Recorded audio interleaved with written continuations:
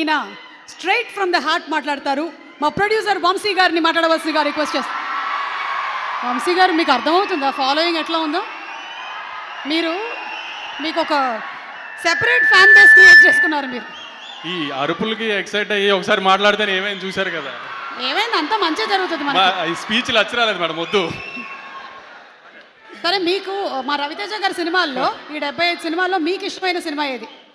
నాకు రవితేజ గారి సినిమాల్లో వెంకీ బాగా ఇష్టం. వెంకీ, అందుకే వెంకీ అట్లూరి గారు కంటిన్యూ అవుతూ ఉన్నారు, మనకి అర్థమైంది. ఓకే, అండ్ ఈ సినిమాలో మంచి కామెడీ ఉంటుందా? ఒక రవితేజ గారి సినిమాలో ఇప్పుడు నేను చెప్పినట్టు వెంకీ కానీ, ఇందాక మీరు చెప్పినట్టు ఒక విక్రమార్కుడు కానీ, లేదంటే కిక్ కానీ, అన్నింటిలో నుంచి మీరు ఒక రవితేజ గారి సినిమాల్లో మీరు ఏం ఎక్స్పెక్ట్ చేస్తావో వస్తారో థియేటర్కి, ఆ ఎలిమెంట్స్ అన్నీ అయితే ఖచ్చితంగా ఉంటాయి మేడం.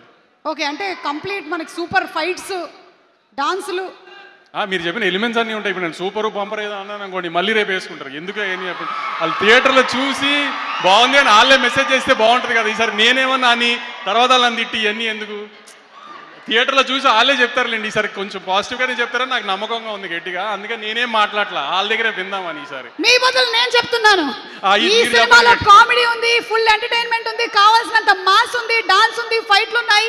31 అక్టోబర్ థియేటర్లో ఉంది సినిమా, చూసేద్దాం మాస్ జాతర.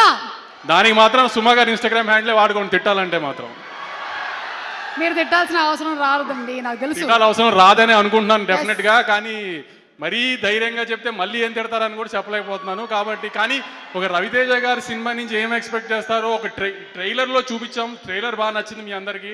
ట్రైలర్లో ఉన్న ఎలిమెంట్స్ ఏవైతే మీకు నచ్చినాయో అవన్నీ సినిమాలో ఆ 2 minutes ట్రైలర్ని 2 hours చేస్తే ఎలా ఉంటుందో అలానే సినిమా ఉంది డెఫినెట్గా.